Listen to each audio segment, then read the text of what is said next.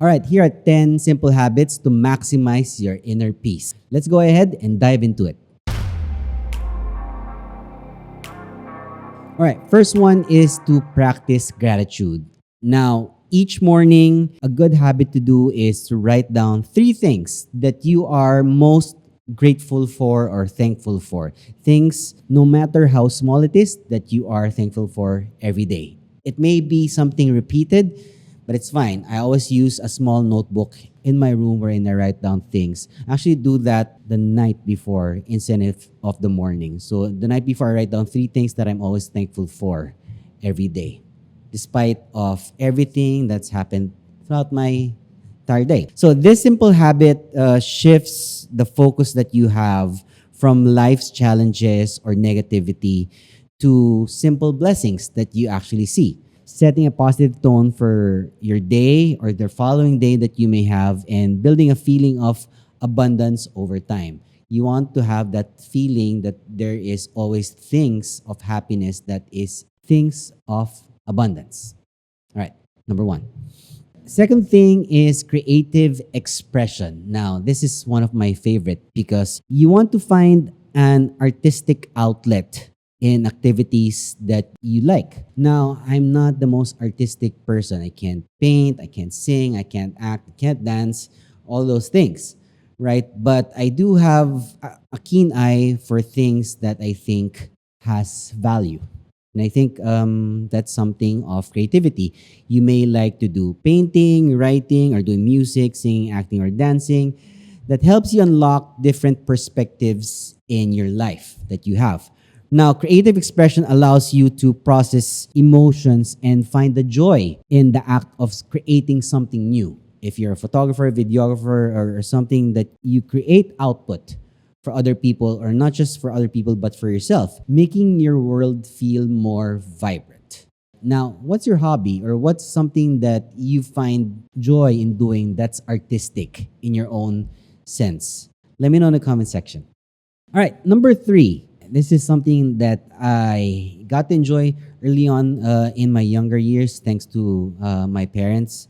But number 3, travel and explore. Now, if you can't afford traveling, I'll go ahead and tell you, I'm just going to put it out there. You can travel. If you can spend a few amount of money riding a bus or public transportation, going somewhere outside of where you live, like at least 50 to 100 kilometers away from where you live, at least once a month, then you're good, right? Visit new places even within your own city. I mean, make an effort to experience different cultures and environment. Like if you're from Luzon, visit somewhere in Visayas or Mindanao. Like if you're in a different location outside of the city, find somewhere that you haven't been to. Put that in your list. Having a routine is great. I love having routines, right? It sets the standards for what you want and what you need to do every day. It creates consistency. It's also important that you create space for things that are unexpected. You know, the best travels that I've always had, I'm sure a lot of people can relate to it, is that, you know, the best travels I had are those travels with friends that are spontaneous. Like you never really planned it, but in fact, it's something that you just talked about 2-3 nights before that. And it's wonderful to have those experiences, right? The moments of things that are spontaneous can lead to magical events leading up to wonderful memories that you will always cherish. So make it a point to always travel and try to explore. Number 3. Fourth unique and simple thing that you can do is to read diverse amounts of books. Now, during the pandemic, I've had the chance to start a good habit of reading books. And I've always talked about books in all my previous episodes on this channel. But choosing books that have a lot of variety, things that you actually enjoy to read. Doesn't matter if it's educational or not, as long as you like reading them from various genres to cultures to expand how you see the world. It's like, you know, when you go to Netflix and you browse a movie and 20 minutes into a movie, you don't like it, you shift to another movie, that's fine. There's nothing wrong with changing a movie. It's the same thing with books. If you're in chapter 2 or 3 and you don't like what you're reading, you can stop and move on to the next. But it's important is you like to read something that you actually enjoy. So this does just not mean physical books, right? Audiobooks are great too. Like me myself, I'm almost active now. I listen to more audiobooks now more than ever. I have a subscription with Headway and I still listen to audiobooks when I'm driving or when I'm traveling. And podcasts for me as well are great for those who learn by listening a lot. And if you've liked an episode that you've listened to, you can repeat that over and over again, and so you can take more points. So it's not just important that you just listen to it once and move on. Find the key lesson that you found in them and then write them down so that you take notes of those, not just mental notes. Right. That's just me and how I learn. So that's number 4. Read more diverse books. All right. Number 5. Mindfulness meditation. Now, what does that mean? So you want to practice mindfulness to stay present, living in the present moment. We talked about that in our previous videos of staying in the present moment, living that exact moment, focusing on here and now, not if or when. Right? Things that have not happened or had happened already to you. Practice staying in this particular moment that you're in right now. If you're watching this video, focus on that video. If you're working on improving yourself, focus on improving yourself at that very moment. Now, this helps you appreciate the beauty in every moment that happens to you, however small or big it may be. So it reduces the stress and anxiety and fosters a sense of inner peace for you. This could be just a simple walk in nature for about 20-30 minutes without your phone or checking your phone. It can be eating mindfully. Like when you eat for 15 to 20 minutes, you're just enjoying every taste and sensation that you feel in your mouth with whatever you put in your mouth. When was the last time you sat down and ate and just focused on what you were actually eating instead of taking photos of it or watching a video on social media while eating? Have you even focused on what you actually eat? I bet not, right? Or, enjoying a session wherein you just practice mindful breathing exercises. When was the last time you had 100 deep breaths? Or maybe just 20 deep breaths before you did something. Or just sitting around and just focusing on your breath for like 5 minutes or so, right? Each morning, and to build it up over time. So that's number 5, mindfulness meditation. All right, moving on to number 6 is you want to engage in deep conversation. Now, this is something that I enjoy a lot, having a deep conversation. What does deep conversation mean? It means having conversations that make sense and has value, not just small talk. I hate it when I have to do small talk with someone just to fill in the dead air. If it doesn't add value to me, then I don't want to have that kind of conversation. That's why every time someone has invited me to have podcasts or some sort of conversation that's recorded, I always ask, what topics are we going to talk about? If it's something that's not my interest, I don't want to talk about it. It's just me. If it costs me being selfish, then so be it. But you want to talk with people from different backgrounds and truly listen to their stories. Be actually genuinely interested in their stories and what they have to tell. You might learn a thing or two from those stories that they share with you. So these conversations can open your heart, they can broaden your perspective on things, and deepen your connections with other people as well. Listen more instead of talking more. That's the reason why we have 2 ears and 1 mouth. Number 6. All right, number 7. And this is one thing I have focused on the past year and a half already or so. Physical activity. Make exercise a non-negotiable part of your daily routine so that it boosts your energy and your mood and your energy levels even further. Your mental health, your physical well-being, and overall feeling would thank you in the future if you do this for yourself. So movement is not something that only strengthens your body,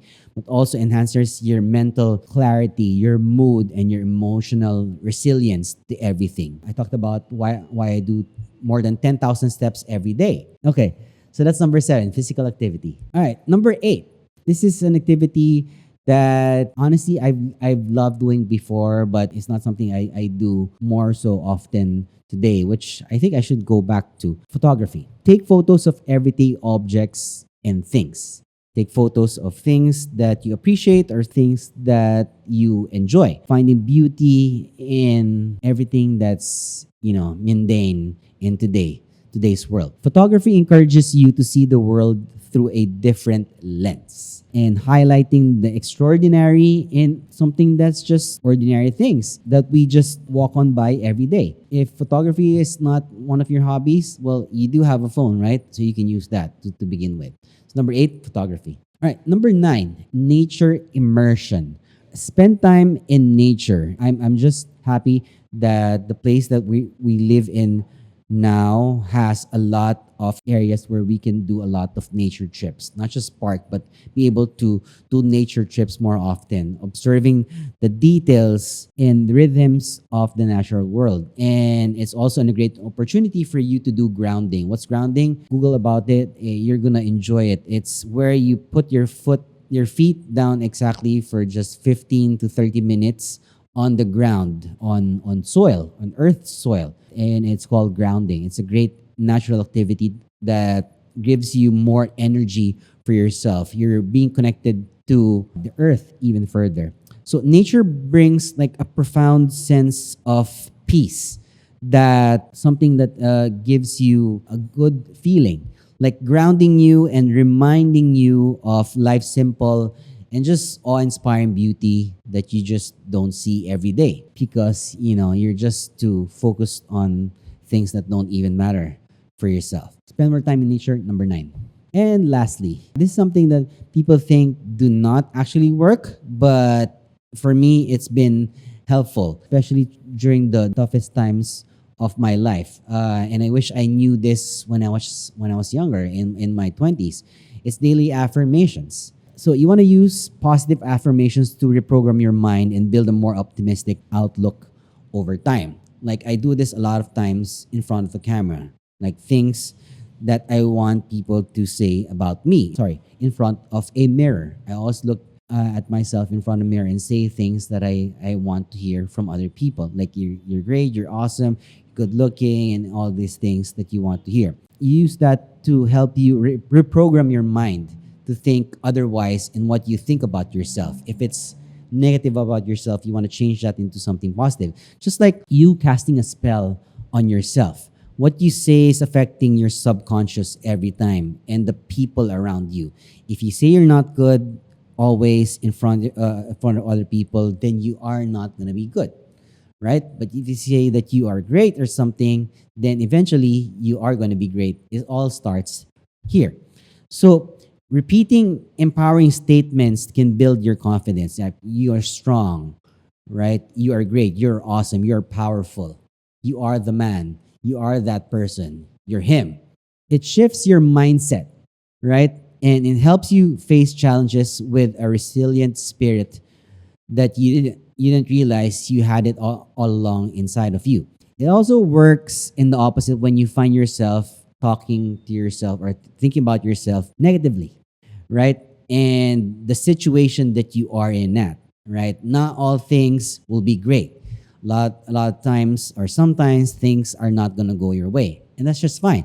That's just part of life. So it's important that you think of the positive things that goes around you every day as well. So number 10, have daily affirmations for yourself. All right. So you want to control your emotions, you want to control your mind, and you want to control your life. So you need to work on your mental modes. These are modes that you shift. Just like, a washing machine wherein you have different modes of washing. There are mental modes for your mind as well. You can think clearer, you can decide better, you can achieve more. But all of that, if you don't change the habits that you already have right now, won't work for you. So all these things, make a review and think of things that you can do for yourself to make yourself the best version of yourself that you can be. All right, so that's all I have for you today. If you think you found value in today's video, make sure to subscribe, like, and comment in the comment section down below. And I'll see you again in the next episode. Peace.